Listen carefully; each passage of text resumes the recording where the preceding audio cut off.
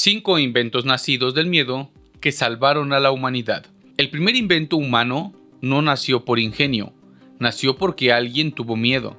Miedo de morir congelado, miedo de un depredador que acechaba en la oscuridad, miedo de que el hambre llegara antes que el sol. Y justo ahí está lo más sorprendente. Muchos de los objetos que hoy vemos como avances inevitables empezaron como respuestas desesperadas a una amenaza que podía borrar a una comunidad entera. Lo que nos saca de onda a los investigadores es que detrás de cada uno hay un momento exacto en el que el humano tuvo que decidir si se paralizaba o si hacía algo para sobrevivir. Hoy veremos 5 inventos que surgieron del miedo más puro, cuándo aparecieron, qué amenaza buscaban detener y cómo terminaron salvando a la humanidad. Y lo haremos con evidencia arqueológica real, con objetos que aún conservan marcas del peligro que los originó. Imagina que una mano temblorosa sostiene una piedra afilada. No es un arma noble, ni un símbolo de progreso, es un intento desesperado de ganar unos segundos de vida. Ese es el origen del primer invento. El filo de piedra tallada es uno de los objetos más antiguos creados de forma deliberada. Aparece hace más de 2 millones de años. Si lo ves de cerca, algunos tienen microfracturas que revelan golpes torpes, hechos a toda prisa. Y aquí viene lo interesante. Estos primeros filos no se usaban solo para cortar carne, también servían para intimidar o mantener a distancia a los depredadores que rondaban los campamentos. Lo que casi nadie explica es que en muchos yacimientos los huesos animales muestran marcas de carroñeros. Nuestros antepasados llegaban después de los grandes cazadores y usaban el filo para comer algo antes de que otros animales se lo comieran. No era tecnología elegante, era supervivencia con el miedo pegado a sus espaldas. Ese invento nos dio tiempo, nos dio ventaja, y sin esa ventaja, el linaje humano probablemente no habría prosperado hasta la actualidad. Ahora, vamos al segundo invento, uno que parece muy simple, pero sin él, la humanidad no habría pasado del primer invierno serio. Hablamos del abrigo primitivo. En varias regiones de África y Eurasia aparecen raspadores y agujas de hueso que cuentan una historia brutal. El clima estaba cambiando, los vientos se volvían más secos y las noches más largas y heladas. El frío no perdona, y los grupos pequeños tenían que decidir si se movían, se adaptaban o desaparecían. Y justo ahí nace el primer abrigo real, pieles curtidas de forma básica, atadas con tiras vegetales, con agujeros hechos con punzones que aún conservan restos de desgaste. Este invento nació por miedo a morir dormido, es decir, a consecuencia del frío. Pero su efecto fue gigantesco.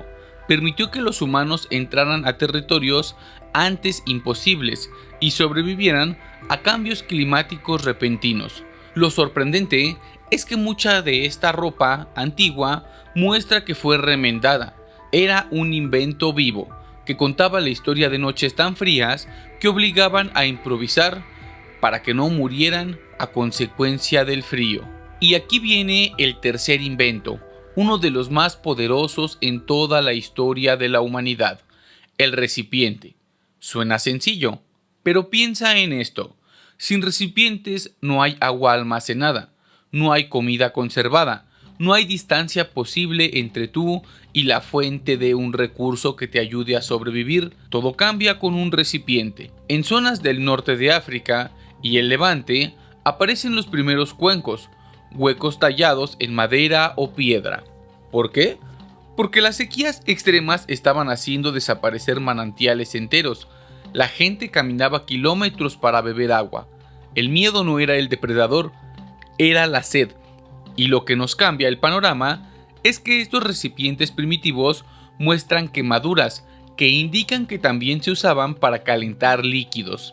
Eso abrió un nuevo mundo, agua más segura que te mantenía con vida mucho más tiempo. Este invento nació del miedo a morir de sed, permitió duplicar la autonomía de los grupos humanos cuando los antropólogos dicen que los recipientes fueron más importantes que el fuego en sí mismo.